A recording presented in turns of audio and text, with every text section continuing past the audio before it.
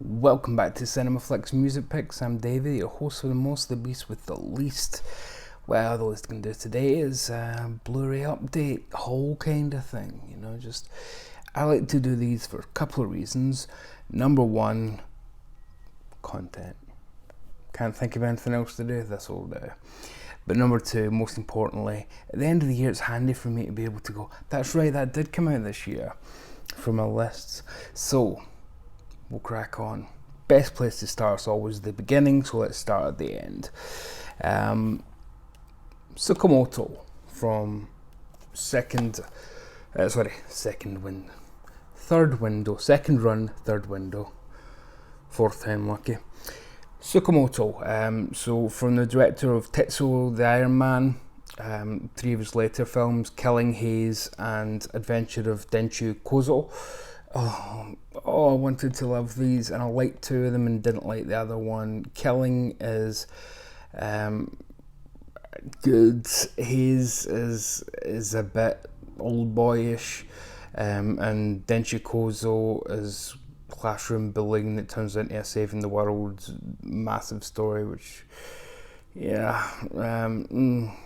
I've learned about Tsukamoto, he's very hit and miss, and there's probably a reason why these were packed together, not independently, because they're not hits, I'm afraid. They ain't hits. They are not Tetsuo the Iron Man, and neither are they Gemini, one of his other films, and there's a reason why this is packed itself, because it's a much better film.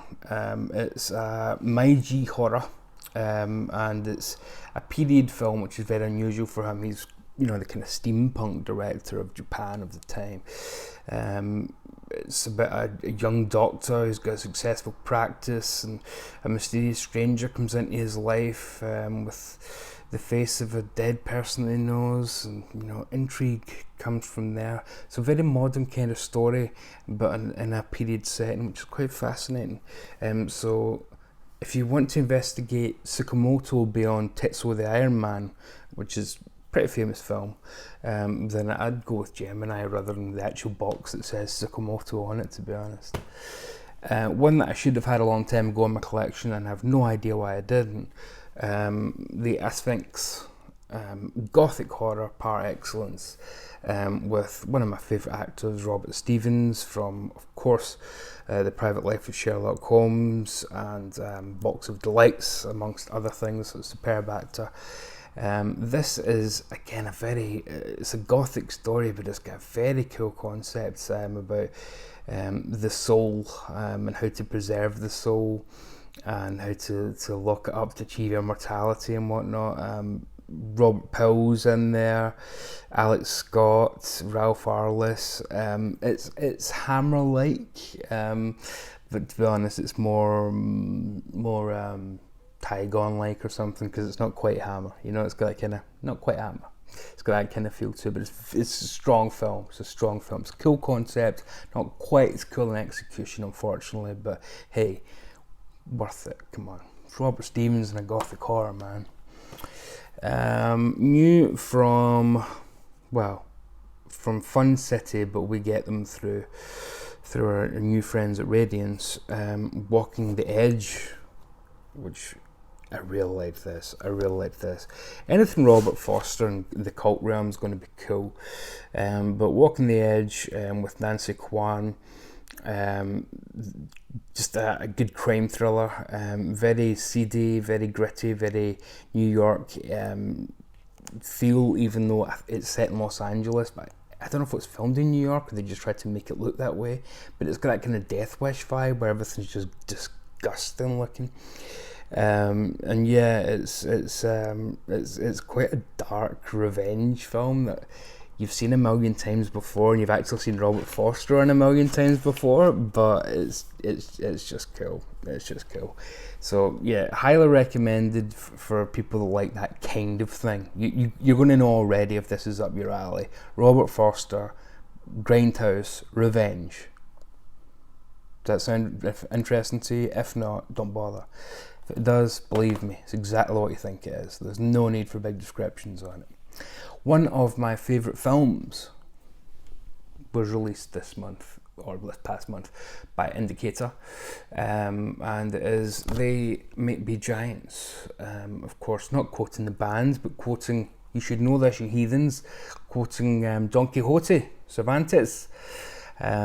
Brilliant film by the wonderful Herbert Ross. The big problem with this Blu-ray is that now it's out, I'll need to find something else to top my list of Blu-rays that I want, because this was top on my list. George C. Scott plays Sherlock Holmes, but it's the 1970s and people know who Sherlock Holmes is because they've read Conan Doyle, so how can he be Sherlock Holmes? Sherlock Holmes is fictional. Well, we must have this person checked into the psychiatrist. His psychiatrist is Dr. Joan Watson. If you like Terry Gilliam's The Fisher King, you will love this. This is very much a proto-Fisher King. It is brilliant. George C. Scott is mercurial. Yeah, he's gruff and he's George C. Scott, but he's got a magical twinkle in his eye that he doesn't have in any other films, really, apart from perhaps Anatomy of a Murder, when he's getting to play off Jimmy Stewart as the lawyer.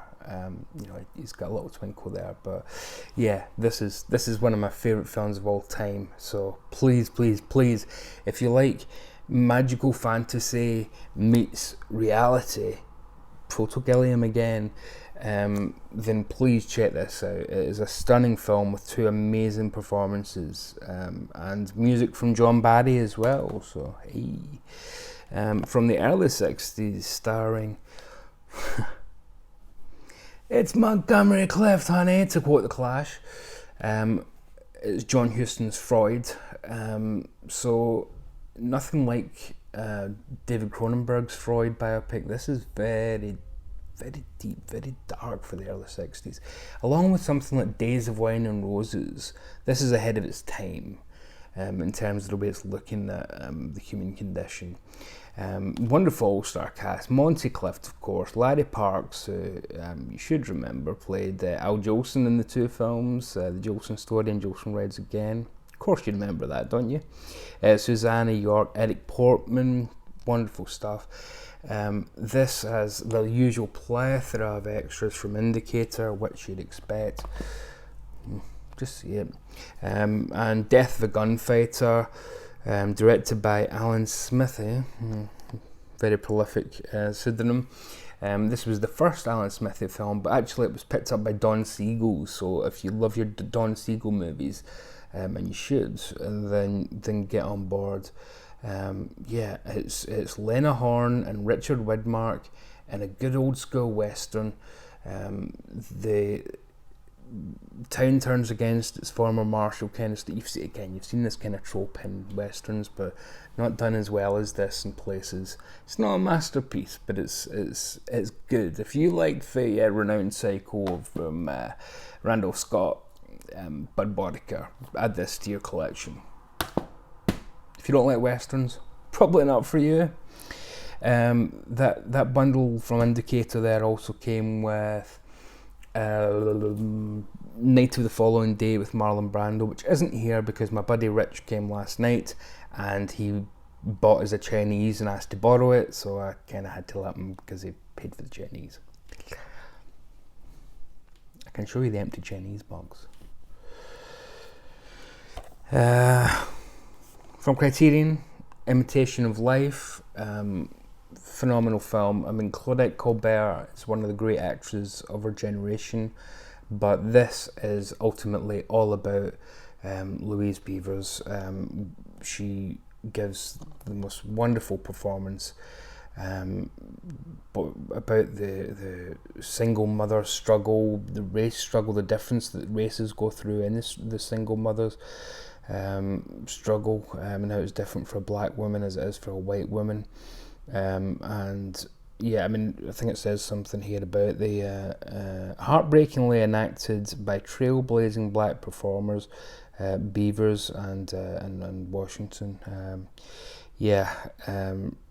Ms. Beavers gives a performance here that will break your heart, and This is one of the films that stopped black people in film being, the mammy and, that kind of stuff. Progressed way along the road. So, Imitation of Life from Criterion. From Radiance Films, aforementioned, Todd Solondz' debut, Welcome to the Dollhouse. Oh boy. This Todd Solondz started weird and just got weirder and weirder. If you've never seen Happiness, please do so at your own peril. Don't blame me. This takes the likes. If you think that young female high schooly movies like Oh Heathers is as dark as you could go with it, think again. Welcome to the Dollhouse takes that and just ramps it up. I mean, it is only a 15 here, but it's a hard 15, and it's a dark comedy. This is superlative stuff. What Radiance have done in just a few short months with bringing these films to us is just remarkable. Fran can only be commended. Full of new extras. Heather Matarazzo, who would go on to be in Screaming Things. I wish she'd got a much bigger career from this, because she's wonderful. She should have had that kind of Jeanine Garofalo kind of career.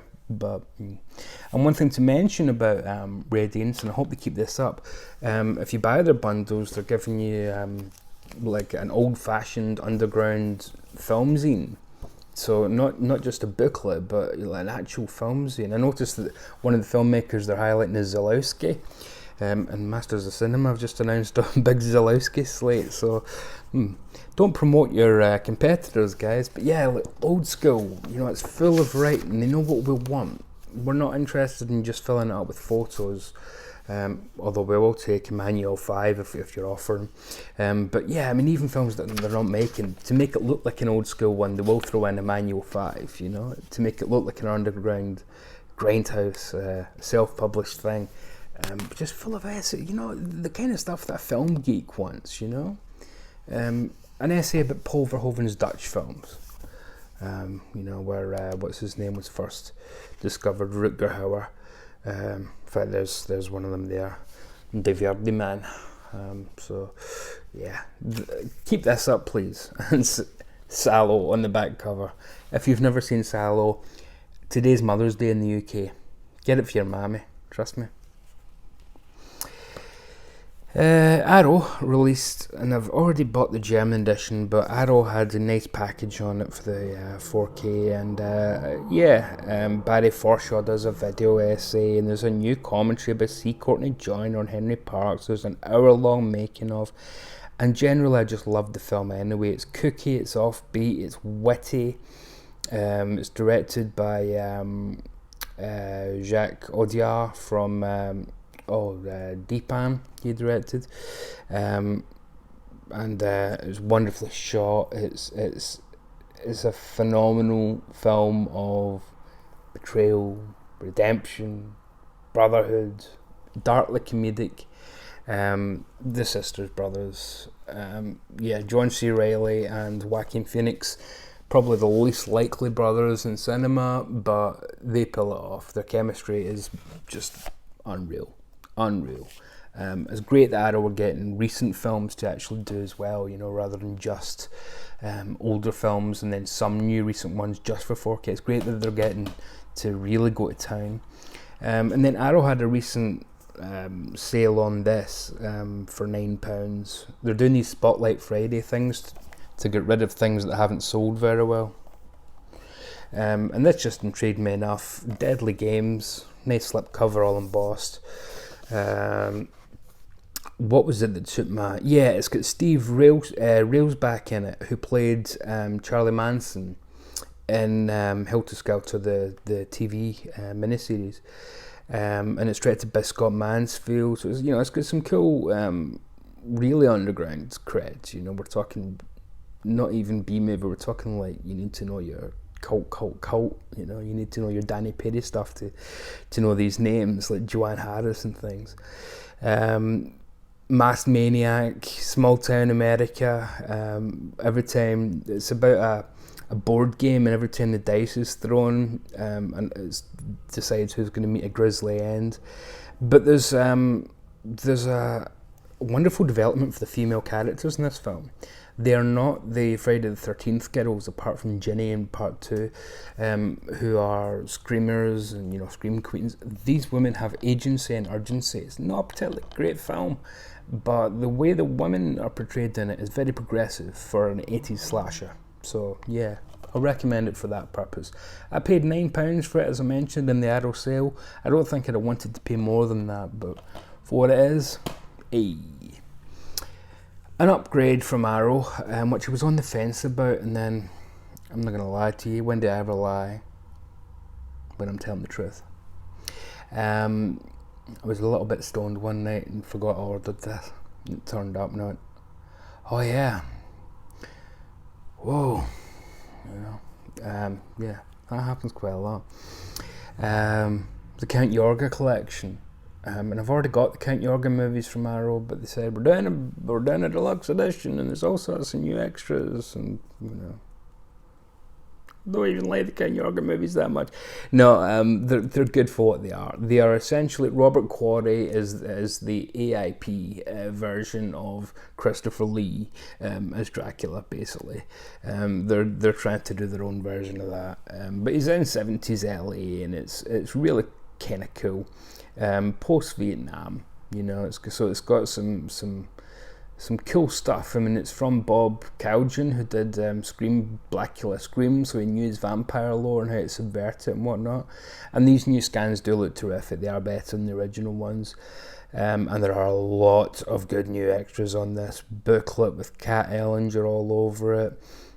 Poster, lobby cards. Tim Lucas does a brand new audio commentary, and you know, if you throw Tim Lucas onto anything, I'm probably going to buy it. He's up there with for a certain type of film, he is the best, especially Mario Bava, in fact Giallo in general, but yeah, Kim Newman, Mark Gatiss, those kind of guys, you know, I'm just always going to be, you know, Mark Kermode, I'm always going to pick up extras just for them sometimes. But Count Yorga, I can't recommend to everybody because it's not the best vampire stuff, but maybe if this comes down, or if it pops up in one of the Friday deals or something, pick it up. Or if you go on eBay and somebody's selling the old version or whatever, do that.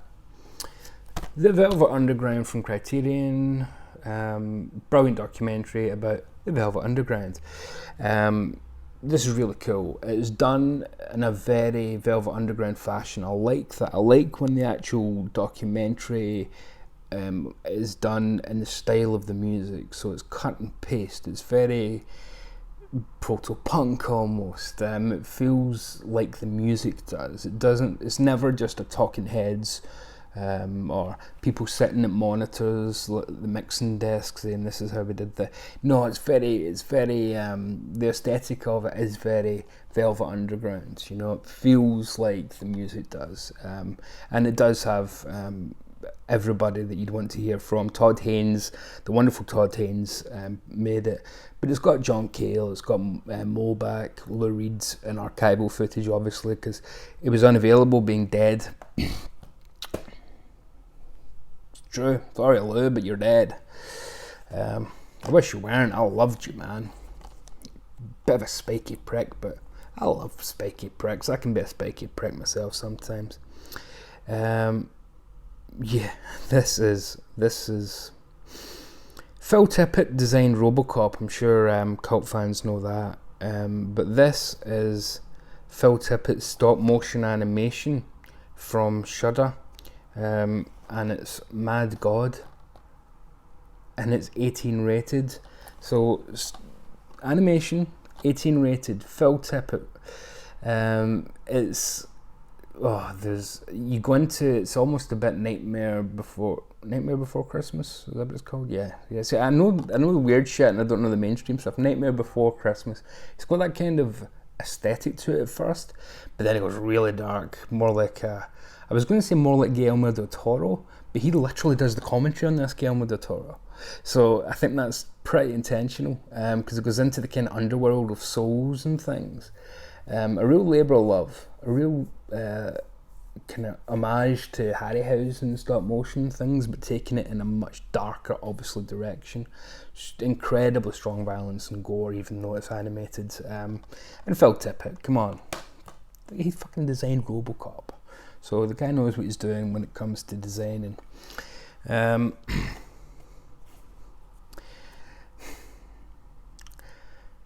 Not recommended this one, I'm afraid, folks. I wanted to love it. Wakala Super Action Volume 1 from 101 Films, but really from the American Genre Film Archives. It is the DIY action films of Uganda. Yeah, I don't know why I bought it either.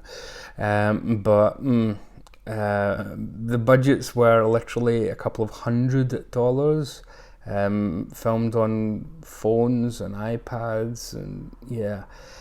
I appreciate them for what they're doing in terms of it's a low budget labour of love, but then I think,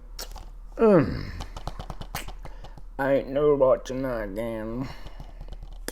However, it's interesting to see true world cinema. I mean, I've never seen a Ugandan film before. I've seen plenty of African films, but they tend to be from Nigeria, South Africa, Morocco, Tunisia, certainly, Ethiopia, but I've never seen anything from Uganda.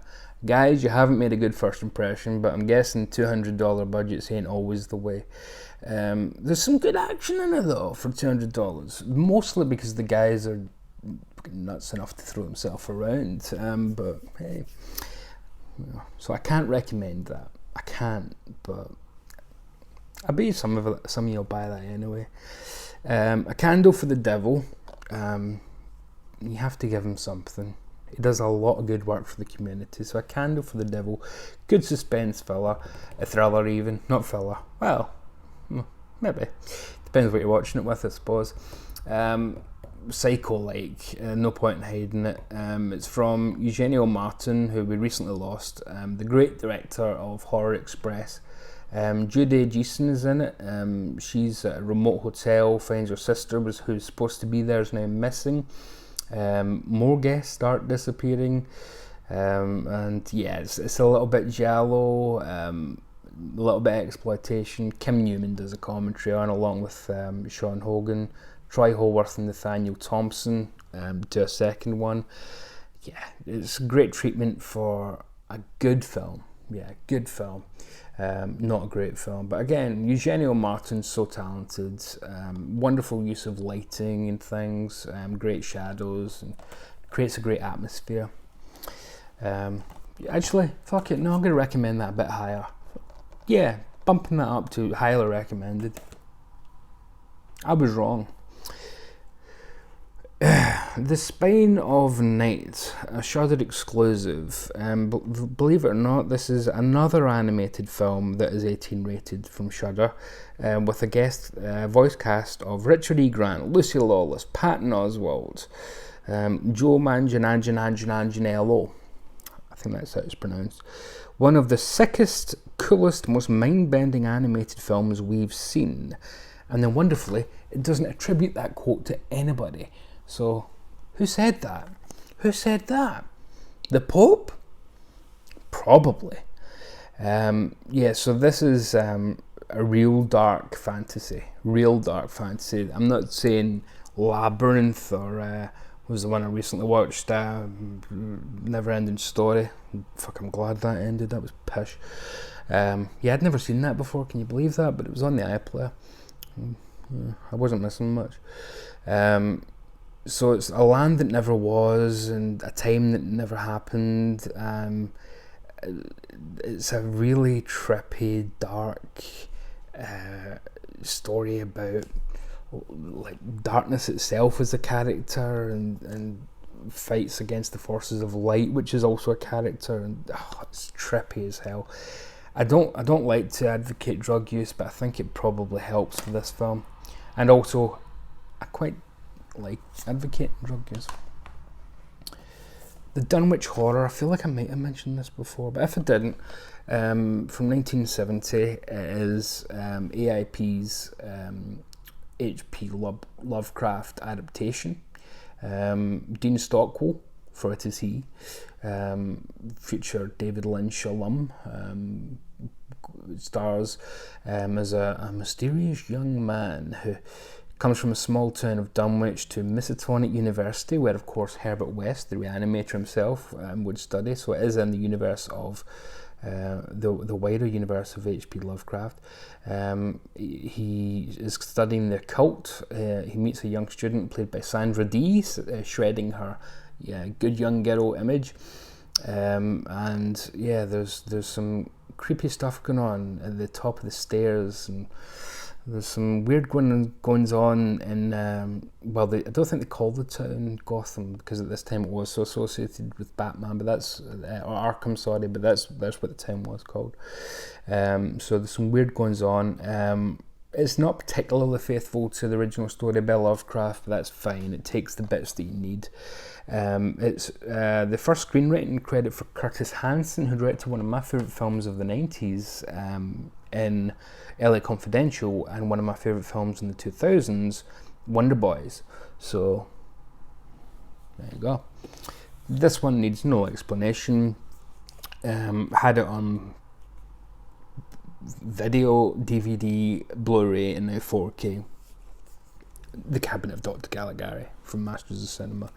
Essential, the greatest silent horror perhaps, the pinnacle of German expressionism, the most beautiful sets a film's ever had. It created a trope that I won't spoil just in case you haven't seen it, but it created a trope that continues in films to this day. Simply one of the greatest films ever made. So if you ain't seen it, just see it. Just see it. Again, I feel like I did mention this before, but just in case, the Gothic Fantastical 4 Italian Tales of Terror, which are Lady Morgan's Vengeance, The Blancheville Monster, The Third Eye, and The Witch. 4 black and white post Black Sunday films from Italy, so they're very much Bava inspired. Middling is how I describe them. I wanted to like them a lot more. One of them is really good. The Blancheville Monster, by far the best of the bunch, I thought. Again, there's a lot of extras on them. There are a lot of extras on them. But to be honest, I'd read up about them, see which ones interest you, and wait for them to thin this down into a smaller set. And you'll get it for half the price, because it's not as good as I hoped it would be, and I'm very tolerant when it comes to Gothic cinema, and especially Italian Gothic, but some of them were a bit laborious even for me. Oh, laborious. Look at me go. Almost a double bill here. They came out roughly the same time, same kind of crew. And Soon the Darkness with Pamela Franklin, Michelle Dautrice from Some Mothers Do Have 'Em, and of course Blood and Satan's Claw. What a weird career. She did all these horror movies, and then she's Betty from Some Mothers Do Have 'Em. And your man now looking a bit like James Woods, I think. So yeah, it's a sunny day, quiet road in the middle of France, and a couple of young English nurses who are Pamela Franklin and Michelle Dautrice on a cycling holiday. Don't know that there's been a brutal murder in that exact spot that they're at. They happen upon a stranger who's got a strong interest for them. One of them goes missing, and then the other one has to go looking. And what's this guy got to do with it? Well, he's the killer, obviously. It's not a big twist. But yeah, it's good. It's not better than good, but it's directed by Robert West, who's a bit of a cult icon in terms of directing. Cool cast. Brian Clemens produced it and wrote it, and Brian Clemens is an icon of British TV and film, and wonderfully does an audio commentary with Robert West, and then Troy Howarth does another commentary, and Kim Newman does an interview. So, hey. All my faves.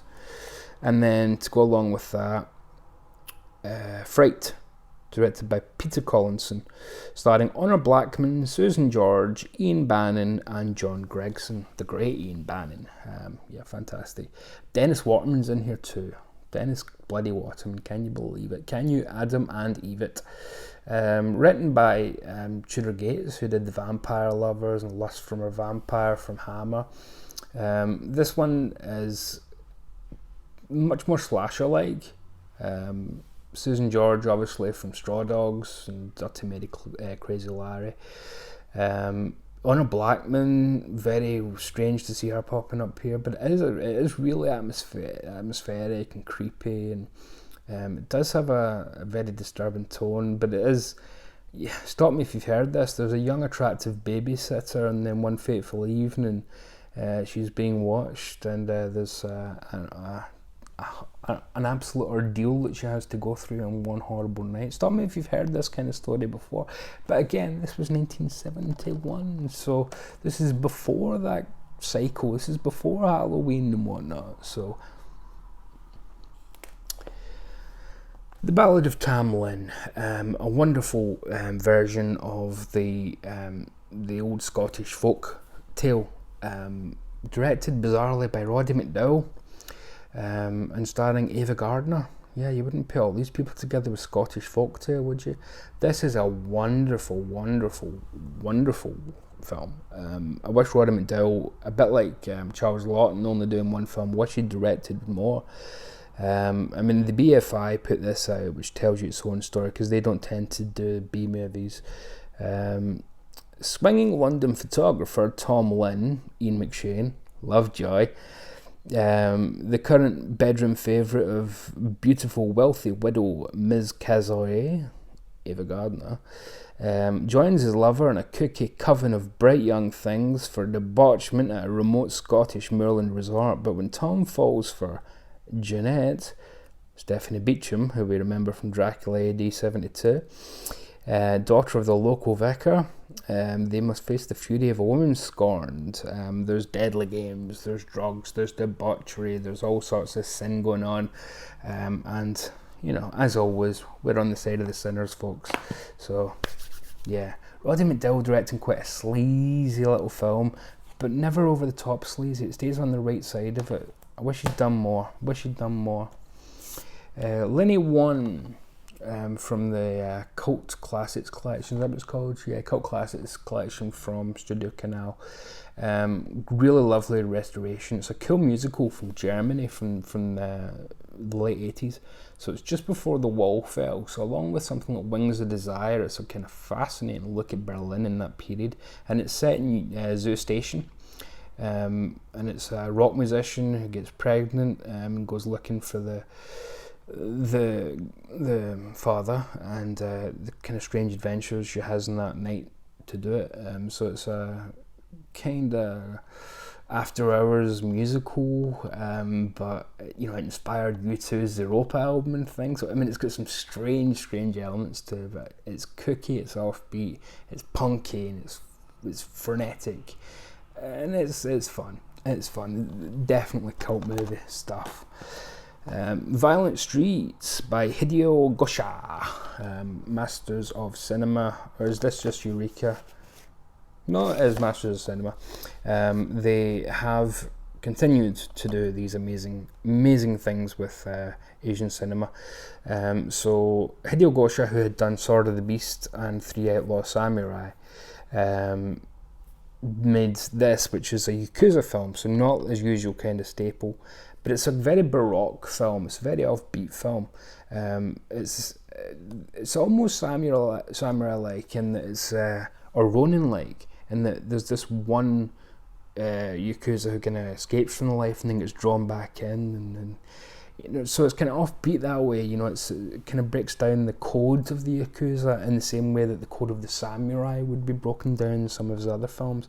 So it's a very interesting take on the whole thing.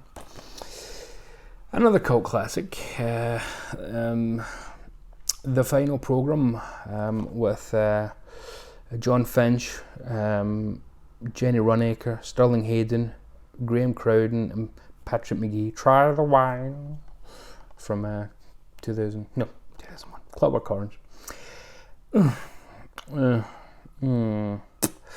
Sometimes cult means not that good, but some people liked it because they were out their faces at the time, and I think that's a bit the case here, because this is good but not great. Yeah, it's a good dystopian tale, but believe me, it ain't no Logan's Run, it ain't no It's All You Ain't Green. It's not trying to be, in all fairness, but I just didn't find much to love in it. I didn't find much to latch on to. Again, it's directed by Robert Fuest, and Kim Newman's on here. You must love Robert Fuest, old Kim. Futtock's End, British comedy shorts with Ronnie Barker, and you can't go wrong. And Michael Hordern standing behind him there. The original Paddington, as I was telling my beloved Nathaniel, Nathan Jones, just yesterday about the original Paddington. What is next? Stranger in the House with James Mason, Hollywood's James Mason. Young girl, estranged from her father. Her boyfriend gets arrested. Her father's an alcoholic lawyer. She has to go crawling back because although he's an alcoholic lawyer, she can't afford a real one. So her boyfriend needs help, and she has to reunite with her father, but they've got a tortured relationship, and what's going to happen, blah blah blah. But it's really good. It's not melodramatic with it at all. Again, packed with extras. I'm not really highlighting the extras here because there's just so much to go through. But Geraldine Chaplin is wonderful as the daughter, and James Mason's always wonderful as the father. Under Fire I picked up recently because it's one of the ones that's been deleted because the rights have been withdrawn by MGM. Thank you, Amazon. They've now, so buy up your MGM titles, folks, because Amazon are taking them off the labels. Yeah, this was a reasonably good, a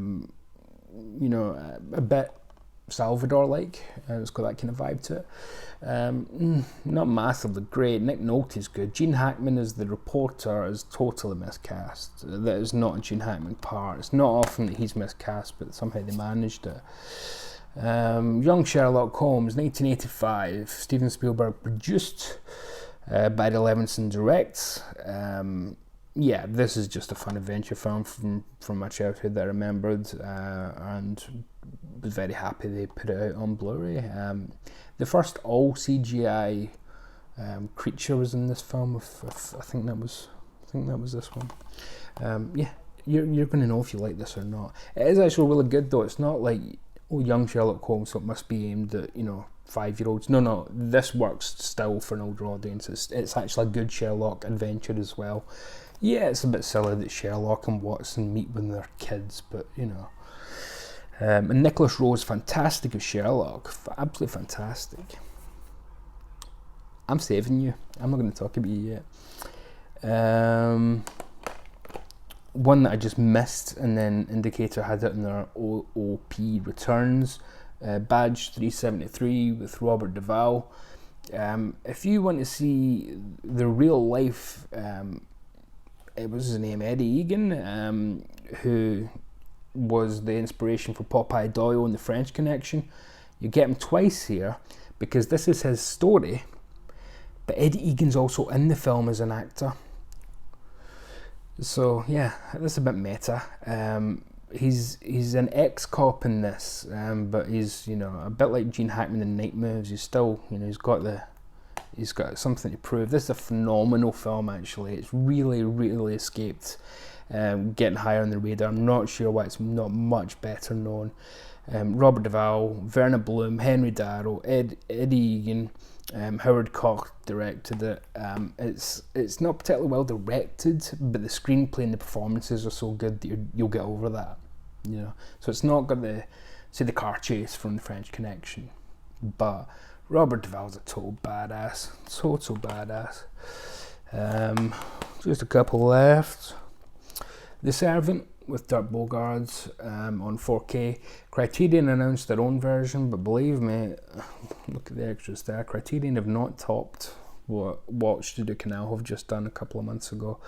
This is a phenomenal film. Dirk Bogart's one of the most underrated actors. He was the biggest British star of his time. Sadly, hasn't quite preserved that legacy for whatever reason. But I won't spoil it because I think a lot of people who might watch this kind of video might be waiting for the Criterion. But the idea of... actually, no. I'll just say, did you like Parasite? From a couple of years ago. If you liked Parasite, yeah, check it out. That's all I'm going to say about that, actually. Something in the Dirt from Benson and Moorhead, from The Endless, and absolutely loads of films. They set them all in the same universe. This is a really kind of funny sci-fi take. Again, it's set in the same universe as The Endless, which was not a funny sci-fi at all. And it's kind of ripping the piss out of the whole Ghost Bros thing, you know, the Zach Bagans Ghost Adventures stuff. Has a lot of fun with that. It's not particularly scary, but there is some dark stuff going on. There's a little bit of gore, but it's really about how people will exploit. In this case, you have to take the supernatural is real, and people will try and exploit that for anything. So it's really about people exploiting anything for money, you know, absolutely anything. So, you know, it's an allegory, you know, it's one of those kind of films, allegorical. And what was I holding back for last? Well, it has to be my girl, Michelle. Wow. Magnificent Warriors. Now, if you recently have only come to Michelle, for whatever reason, perhaps you only saw Everything Everywhere All at Once because of the Oscars and whatnot, go back and check out her early work. And this is maybe my favourite of her really early works. This is Indiana Jones with Michelle Yeoh. She doesn't need Harrison Ford. She kicks 10 times the ass that Indy ever kicked. Yeah, it's a phenomenal film with David Chong's in it as well, I think. Yeah, and it's a kung fu film, so you know there's a lot more fist fights than there is Indy with the whipping things. It sets you in the Second World War, but she's not working for the. You can imagine that would be a bit problematic if she was working for the Japanese, because you know they were the baddies. Let's not forget that. I mean, you know, it wasn't just the Nazis. Yeah, the Italians get away with it too. Let's remind them. Send a letter to them. This is just phenomenal fun. So she's a secret agent who has to defend a remote mountain town from the Japanese forces. So she's, without saying it, she's on the side of the West. So they were very conscious of keeping this commercial and friendly. But yeah, Richard Ng's in it. I never know how to pronounce it. It's just got NG in his name. Derek Yee's in it. Low.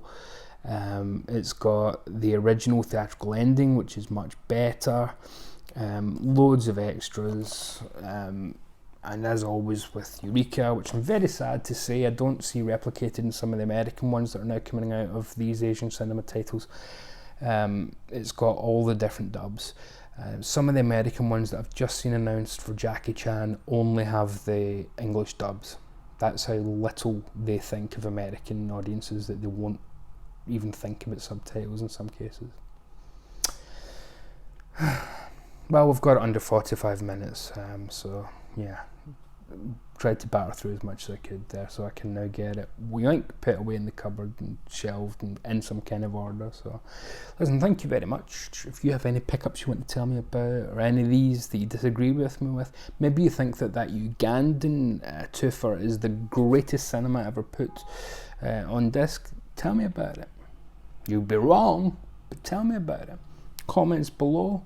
As always, stay very safe out there, because my back's to the window today. And as usual, love and indeed mercy.